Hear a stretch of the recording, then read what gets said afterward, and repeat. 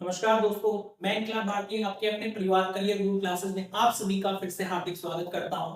दोस्तों, जैसा कि आप सभी ने पिछली वीडियो में देखा होगा कि हमने जो आपका जो वीडियो बनाया था वो आप लोगों का बायोलॉजी सब्जेक्ट में से शुरू किया था और बायोलॉजी में हमने पिछली क्लास में जो पढ़ा था वो जीवधारियों के लक्षण से शुरू किया था। आज की इस वीडियो में भी हम आगे के उसी सेशन को स्टार्ट करते हैं और जितना प्यार आप लोगों ने उस वीडियो में दिखाया था जितना उतना ही प्यार आप लोगों का मेरे साथ बना रहे, ऐसी मैं आप लोगों से उम्मीद करता हूं। तो दोस्तों, जो इस वीडियो को पहली बार देख रहा है, अगर उन्होंने हमारा पहले वाला वीडियो नहीं देखा है तो वो पहले उस वीडियो को जाकर के देखे, तभी जाकर के ये वीडियो आपको समझ आने वाला है। साथ ही साथ दोस्तों, अगर अभी तक आपने अभी हमारे YouTube चैनल को सब्सक्राइब नहीं किया है तो YouTube चैनल को सब्सक्राइब जरूर कर लीजिएगा, क्योंकि यहाँ पर मैं आपको रेलवे का कंप्लीट जनरल साइंस करवाने वाला हूं। जैसा कि 25 नंबर का जनरल साइंस आप लोगों के रेलवे ग्रुप डी और रेलवे एनडीपीसी में आने वाला है। तो चलिए दोस्तों, आप अधिक देरी ना करते हुए शुरू करते हैं ये वीडियो। दोस्तों, मैंने आपको पढ़ाया था पिछली वीडियो में जीवधारियों के लक्षण। आज का भी हमारा जो टॉपिक है वो जीवधारियों के लक्षण ही है। और जीवधारियों के लक्षण में हम लोग जो पढ़ चुके थे, एक लक्षण को पढ़ चुके थे जो कि हमने पिछली वीडियो में देखा था। ठीक है, आज की इस वीडियो में हम आगे के जितने भी कैरेक्टर्स हैं, जितने भी लक्षण हैं सजीवों के, उन सभी लक्षणों को पढ़ने वाले हैं। तो दूसरा जो लक्षण है स्टूडेंट्स आपका वो रहेगा जीव द्रव्य, जिसे हम प्रोटोप्लाज्म के नाम से जानते हैं। जिसे हम किस नाम से जानते हैं स्टूडेंट? प्रोटोप्लाज्म के नाम से जानते हैं। ठीक है, देखिए प्रोटोप्लाज्म के बारे में हम लोग बात करें, प्रोटोप्लाज्म क्या है, तो जो वैज्ञानिक लोग हैं, जो साइंटिस्ट लोग हैं, उन्होंने ये बताया कि भाई हमारी कोशिका में एकमात्र जो जीवित पदार्थ होता है वह आपका प्रोटोप्लाज्म होता है। अक्सर में दोस्तों आप सभी ने सुना होगा कि भाई नेचुरल डेथ हो जाती है किसी भी व्यक्ति की। तो नेचुरल डेथ में ऐसी कौन सी चीज होती है जिसके डेथ होने के कारण आपका व्यक्ति की डेथ मानी जाती है? तो उसका कारण ये बताया गया है साइंटिस्ट के द्वारा कि यही वो जीव द्रव्य है, यही वह प्रोटोप्लाज्म है जिसकी डेथ के कारण मनुष्य की डेथ नेचुरल हो जाती है। तो दोस्तों, सवाल ये है कि आखिरकार ये जीव द्रव्य है क्या? तो मैं आपको बता देना चाहूंगा कि हमारी कोशिका में जितनी भी जैविक क्रियाएं होती है, जितनी भी बायोटिक एक्टिविटीज होती हैं, उन सभी बायोटिक एक्टिविटीज में सभी बायोटिक एक्टिविटीज आपकी जीव द्रव्य में ही कंप्लीट होती है। यानी कि जैसे कि अगर हमने पिछली वीडियो में जो जाना था वो श्वसन के बारे में जाना था, यानी कि श्वसन की क्रिया जो हो रही है वो माइटोकॉन्ड्रिया में हो रही है। तो श्वसन की क्रिया होना भी क्या है आप लोगों का, वो जीव द्रव्य में ही कंप्लीट होती है।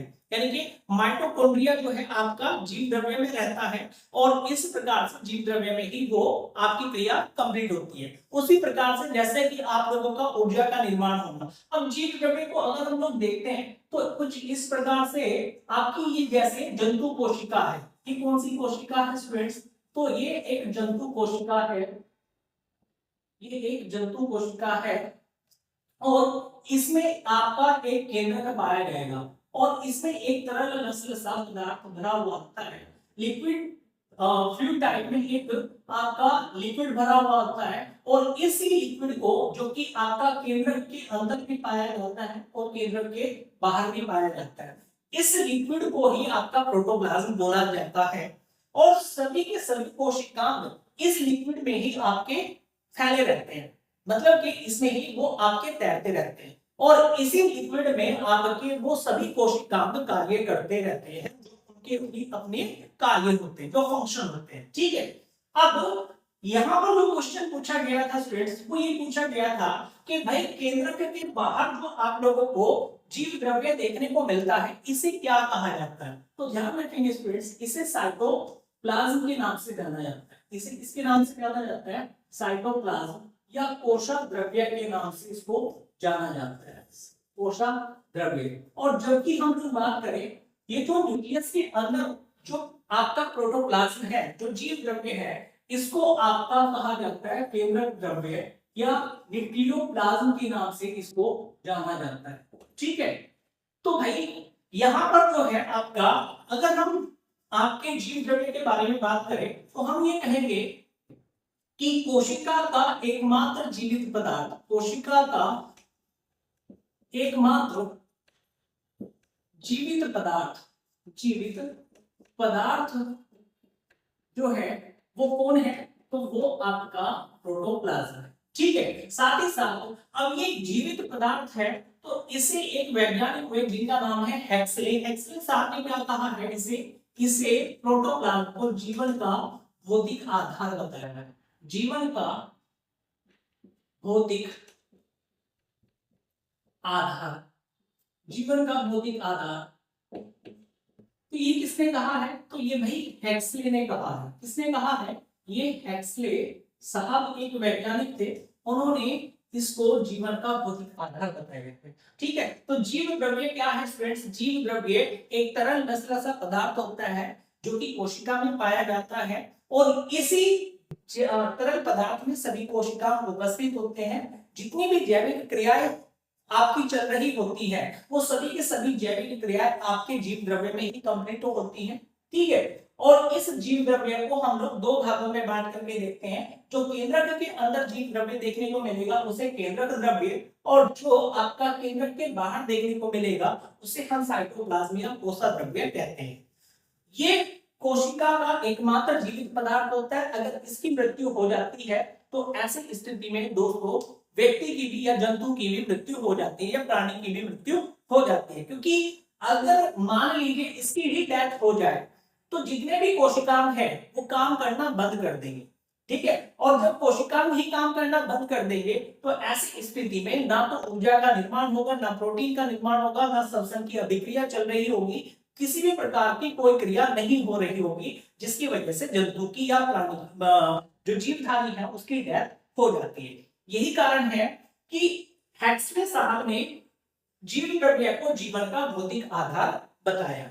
ठीक है, इसके साथ ही साथ दोस्तों आप लोगों का जो कोशिका विभाजन चलता है जिसके कारण हमारी शरीर की वृद्धि होती है, हमारे शरीर की ग्रोथ होती है, तो उसका कारण भी आपका जीव द्रव्य ही होता है। यानी कि जब आपकी कोशिका में, एक कोशिका में जीव द्रव्य की मात्रा बढ़ने लगती है तो ऐसी स्थिति में दोस्तों आपका जो है दूसरी कोशिका बनकर के तैयार हो जाती है। साथ ही साथ यही वो जीव द्रव्य है जिसके कारण आपका कैंसर की भी स्टेज आ जाती है, कैंसर की स्थिति भी उत्पन्न हो जाती है। उसका कारण क्या होता है, उसका कारण ये होता है दोस्तों कि जब आपका जीव द्रव्य बहुत ज्यादा मात्रा में आपकी कोशिकाओं में बनने लगता है तो ऐसी स्थिति में कोशिकाओं का विभाजन बहुत तेजी से होता है, और जब कोशिका का विभाजन असामान्य रूप से होने लगता है तो उसी को हम लोग क्या कहते हैं, कैंसर कहते हैं।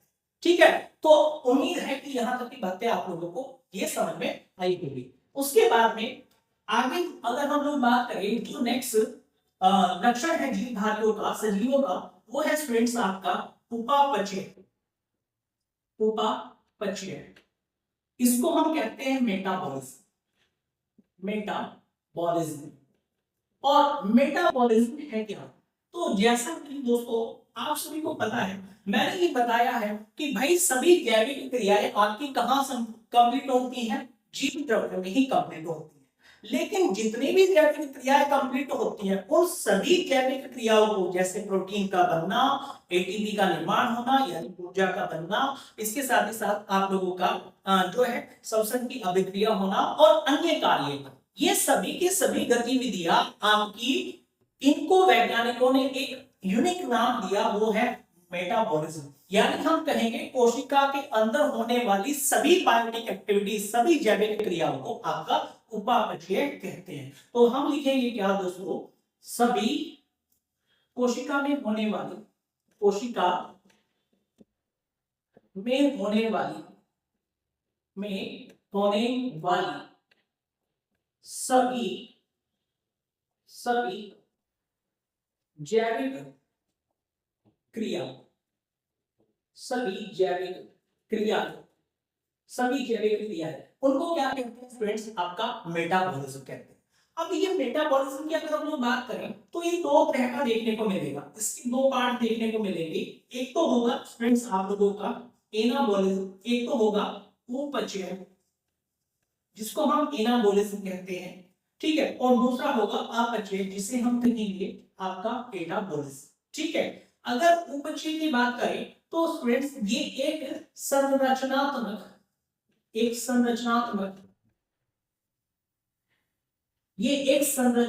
उपापचय है।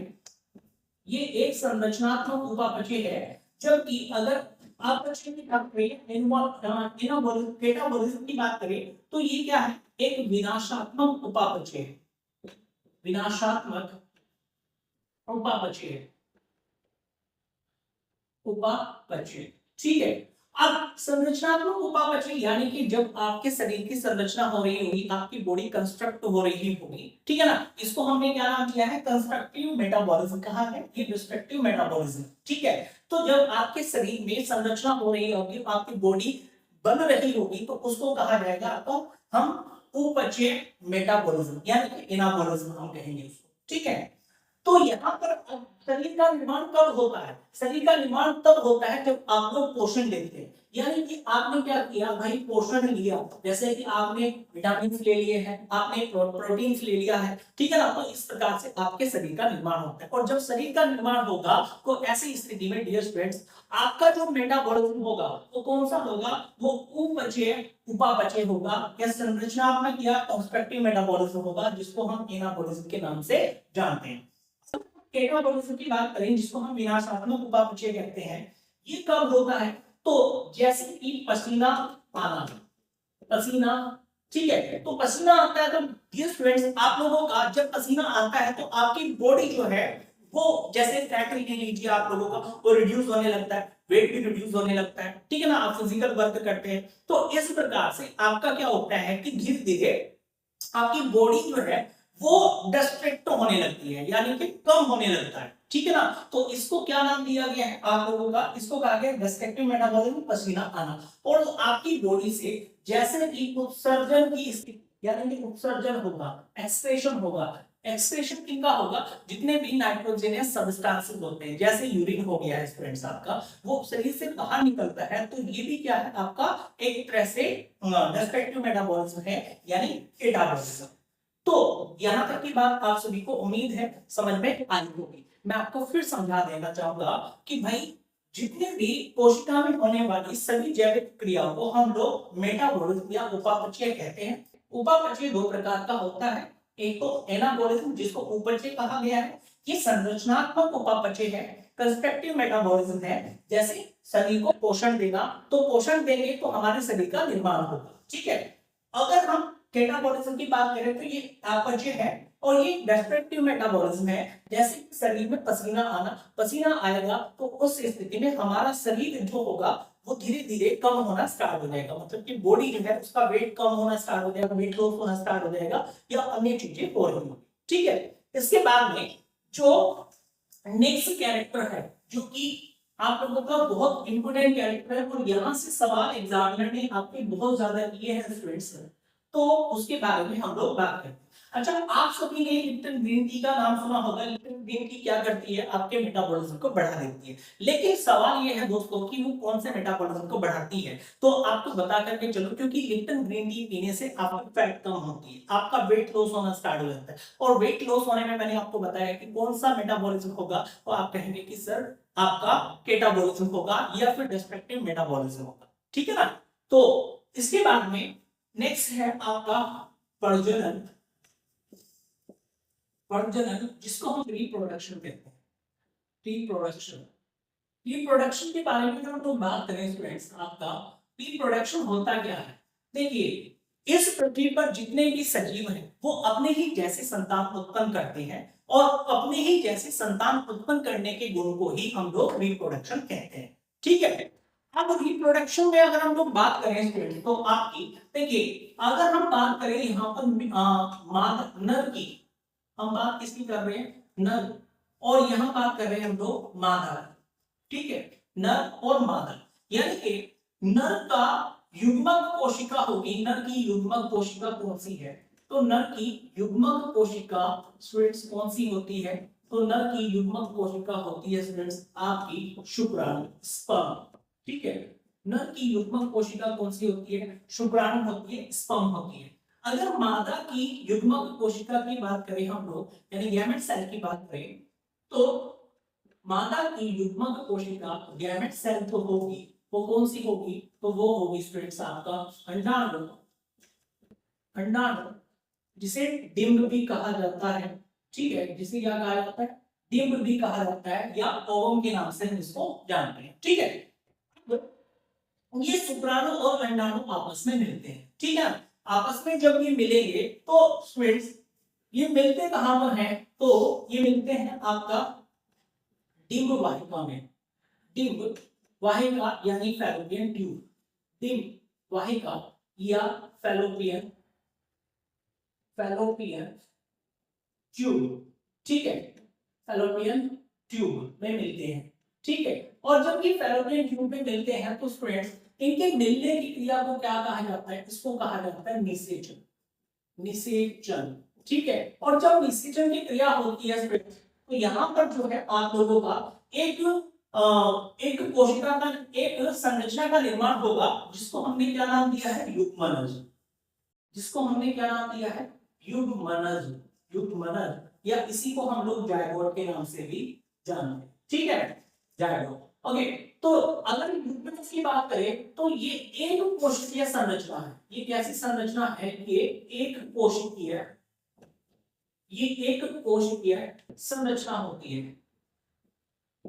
ठीक है, ये एक कोशिकीय संरचना होती है, ठीक है। और जायगोट के आगे अगर हम लोग बात करें तो ये भ्रूण का निर्माण होगा, भ्रूण का निर्माण होगा। जायगोट में आपका जब सेल डिवीजन होगा, कोशिका विभाजन होगा, तो कोशिका विभाजन के द्वारा भ्रूण का निर्माण होगा, और भ्रूण एक बहुकोशिकीय संरचना है। भ्रूण क्या है दोस्तों, आपकी भ्रूण जो है एक बहुकोशिकीय संरचना है, भ्रूण जो है एक बहुकोशिकीय संरचना। मैं फिर से आप लोगों को रिपीट कर देना चाहूंगा, ये स्टूडेंट प्रजनन क्या है, अपने ही जैसे संतान उत्पन्न करना प्रजनन कहलाता है। और प्रजनन में अगर हम लोग बात करें आप लोगों का, मेनली बायोलॉजी में हम लोग जो है आपका ह्यूमंस के बारे में पढ़ते हैं। ह्यूमंस में अगर हम लोग बात करें नर गैमेट सेल की, या नर मेल गैमेट सेल की, या नर युग्मक कोशिका की, तो शुक्राणु होता है। और फीमेल गैमेट सेल की बात करें यानी मादा युग्मक कोशिका की, तो वो अंडाणु होता है, ओवम होता है। ये स्पर्म हो गए, ये ओवम हो गए, ठीक है। जब ये आपस में मिलते हैं, फ्यूजन करते हैं, और फ्यूजन कहां करेंगे, डिंब वाहिका या फैलोपियन ट्यूब में करते हैं। और इनके जो फ्यूजन करने की जो प्रोसेस होती है उसको कहते हैं लोग फर्टिलाइजेशन या निषेचन की प्रक्रिया कहते हैं। और इस प्रक्रिया के द्वारा आपका स्टूडेंट्स एक कोशिकीय संरचना का निर्माण होगा, जिसको हमने युग्मनज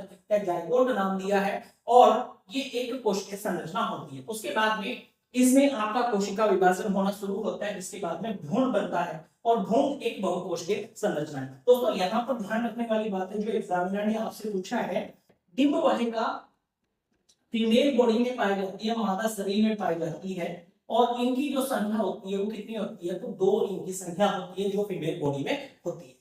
तो दोस्तों ये हमारा टॉपिक था, क्या, जीवधारियों के लक्षण। उम्मीद करता हूं कि आप लोगों को टॉपिक अच्छे से समझ में आया होगा। अगर आपको टॉपिक अच्छे से समझ में आया, वीडियो अच्छा लगा हो तो वीडियो को लाइक करना मत भूलिएगा, दोस्तों तक वीडियो को शेयर कीजिएगा। साथ ही साथ जिन लोगों ने अभी तक हमारे YouTube चैनल को सब्सक्राइब नहीं किया है, वो YouTube चैनल को सब्सक्राइब जरूर कर लीजिएगा, ताकि ऐसे सभी वीडियोस आपको समय से मिलते रहे। साथ ही साथ दोस्तों कमेंट्स करके बताइएगा कि आपको वीडियो हमारा कैसा लगता है। तो मिलते हैं नेक्स्ट वीडियो में, धन्यवाद।